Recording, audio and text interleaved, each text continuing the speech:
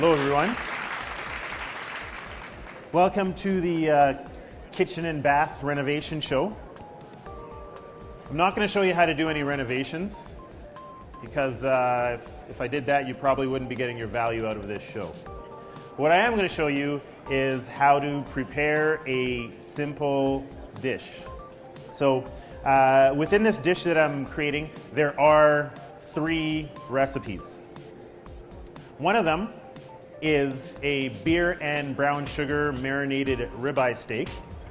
The second is a creamy rosemary and goat cheese polenta. And the third one, I kind of had it in mind doing something with vegetables, but I kind of left it open. And there's a booth over there, Olive. They got some really great products. And they were fortunate enough to lend me some of theirs. So I chose this Chipotle flavored extra virgin olive oil. And with that, I am going to make honey Chipotle roasted carrots. So we are going to get started here.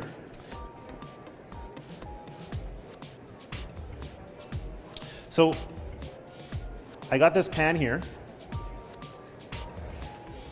I'm going to add some chicken stock to it.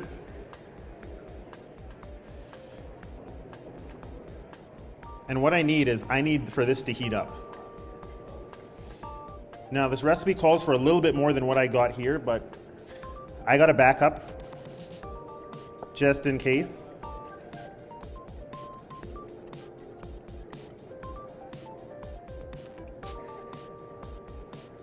So I'm going to need this to come to at least a simmer first. So I'm going to chop up my carrots. This is some of the basics that I learned in cooking school, and I'm just going to make these small cuts here. And what we're going to end up with is bâtonnet carrots. So really simple. I'm not cutting them in any fancy way. I'm just cutting them into short little pieces here.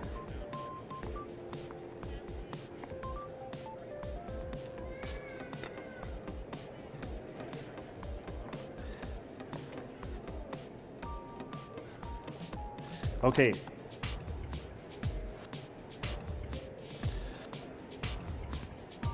I got my carrots ready.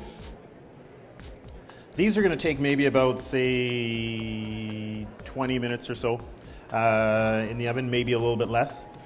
So I got my oven at 360 degrees.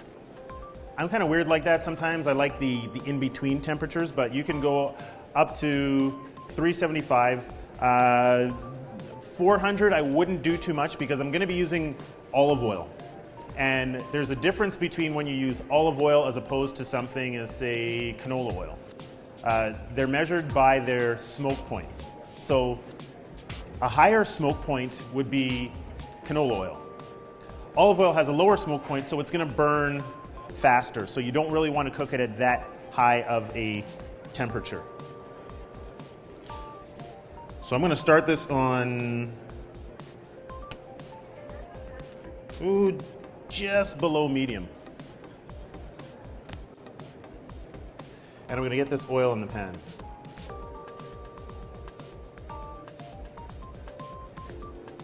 Very important that when you are using your pots and your pans and everything, I know we like to get them hot first, but put something in them.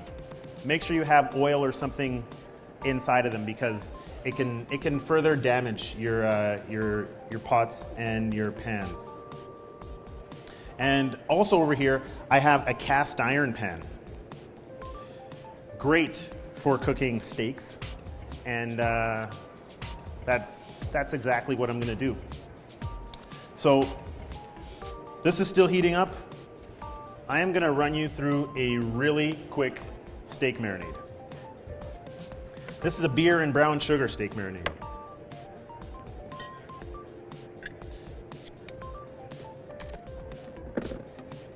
I'm using Innocent Gun. I really like this because it's oak aged beer and it has a really great flavor profile. There's even a little bit of sweetness to it, which is gonna go really, really well with this marinade. So,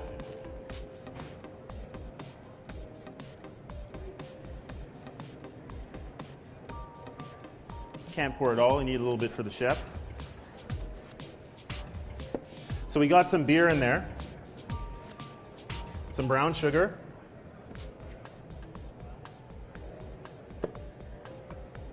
some ginger, some garlic, and a little bit of soy sauce. Now, very, very important is when you're selecting a beer. For this, you don't have to use Innocent Gun, but choose a beer that has a lot of flavor to it, because this is a flavorful dish. So we have that, and we're just gonna pour over this ribeye steak. By the way, before I pour it over, this is one of my favorite cuts of beef when it comes to a steak, because a ribeye, if you noticed, has a lot of marbling in there, and that's the way the fat goes through the meat. That's a lot of flavor. So you want to choose a steak that has very great marbling. So we're going to take that marinade,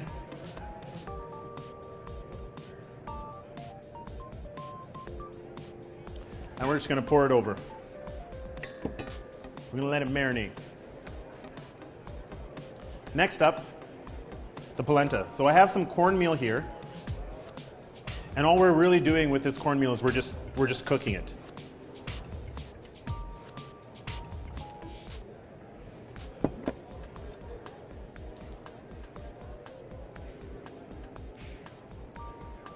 So this cornmeal needs a little bit of time to cook, but I'm doing it in a shallow pan, so time is gonna be on our side with this one.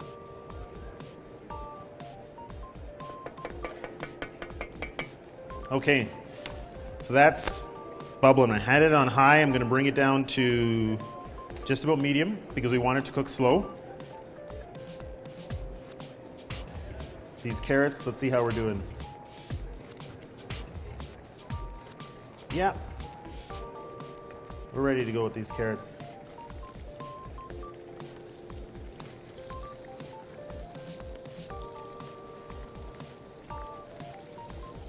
And if you ever get the opportunity to work with these infused oils, they're a great way of just bringing in a lot of flavor to your dishes.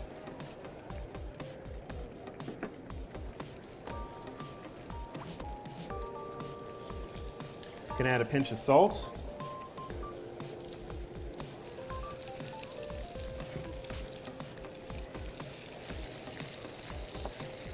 Oh, lost one.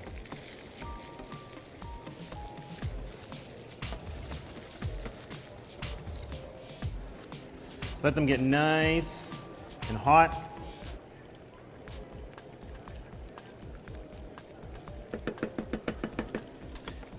And then this is something you should only do if you have a pan that can stand up to this heat.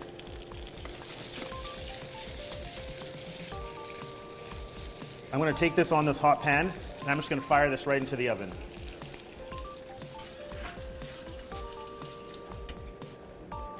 That way when you're doing that, it's on a hot surface already, there's a lot more heat going into it, it can cook a lot faster. Next up, we got to take care of this steak. So I've marinated a couple steaks ahead of time. You can see them, they're very happy, waiting to get cooked. If any of you work with a cast iron pan at home, make sure you season it first. And the reason why you season it is so nothing really burns, because a cast iron pan is a lot different than, say, like a regular pan like this. I'm getting a little bit of the moisture off of the surface of this steak, because when you cook steak in a pan, you do not want moisture. And I know we're used to doing steaks on the barbecue, but I guarantee you, you can cook an amazing steak in a cast iron pan. And then we're just gonna start cooking these steaks.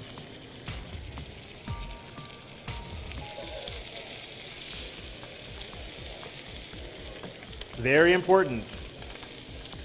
When you cook these steaks, make sure you get a really good sear on it. We're looking for almost like a crust on it. We want to get a lot of that flavor trapped in, and that crust is going to add to that flavor, that caramelization. Back to that polenta. We want this to be a very creamy polenta. I think we need a little bit more liquid. Well, what do you guys say? I got some more chicken stock and I got a little bit of beer. Beer? Okay, we'll add a little bit of beer in there. Save myself a little sip. That's a good beer. Again, give it a good mix. Let it cook slowly. Sometimes you might get a few lumps in here. When you get a few lumps, stir it out. And you want to keep on stirring a polenta because if you don't, it can burn very easy and it can be very, very hard to clean. So I'm definitely gonna keep an eye on that one. Over to the steaks. We've had them cooking on one side. What we're gonna do is we're gonna flip them over. We're still gonna have to flip them over one more time after this. But you see what I'm talking about, that crust that we want on there. That crust is gonna give us a lot of flavor. We're gonna keep an eye on it. Again, back to this polenta. You're gonna keep on stirring it. It looks very creamy, but I think we still want it to get a little bit more of that moisture out because we still have some other ingredients to add to that. Some chopped rosemary. I'm gonna add it now because I want the rosemary to absorb some of that liquid and get a little bit soft because you don't want to be chewing on those rosemary needles. It's got a really great flavor, but the texture can be a little bit of a turn off sometimes. So I'm going to add that freshly chopped rosemary. And from here it smells really good.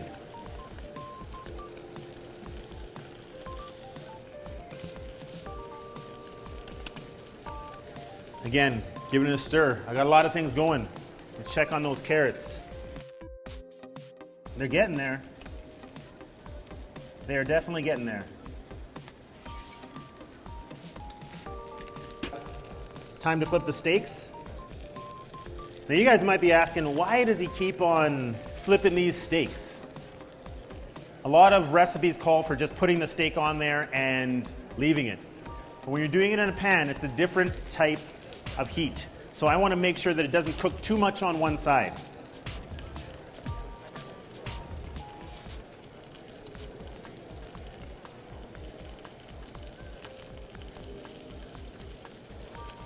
Starting to smell a lot of that rosemary coming off. Another question that people always ask me is, how can you tell when a steak is finished? Well, finished, it means to your liking. So once you see blood rising to the top of it, once you're getting a lot of blood, it's guaranteed it's a medium and it's gonna turn medium well very soon. This one might even be at a medium. So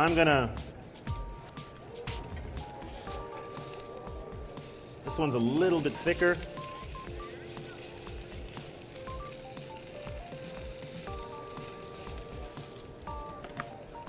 Give that one a minute longer, maybe less.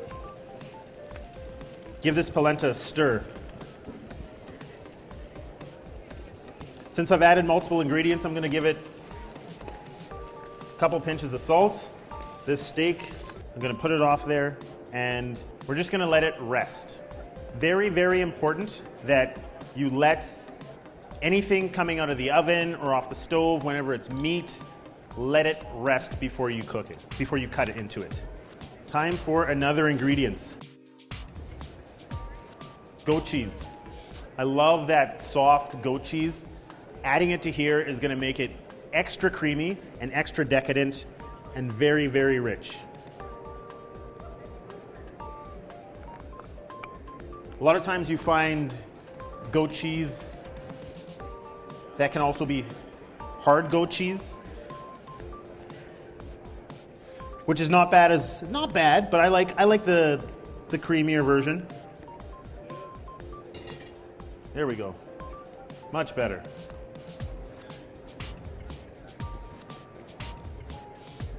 Okay, so we got that goat cheese in there. You can see it being incorporated in there. Just give it a nice stir. Make sure to get the edges. How we do, we want to keep this very, very creamy. One more thing to finish this off with is a little bit of butter.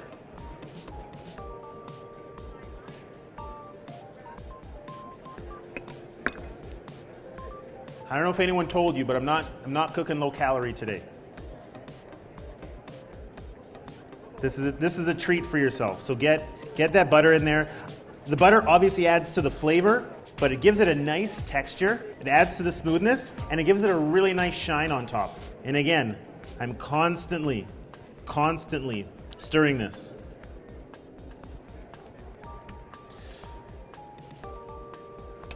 I'm going to turn this off because there's enough heat going on. We'll see about them carrots.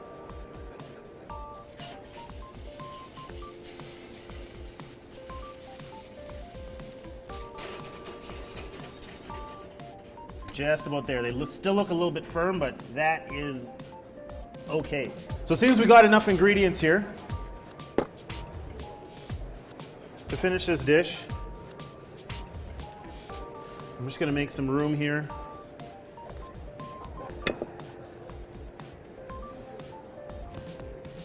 So we're going to want to cut into these steaks right away.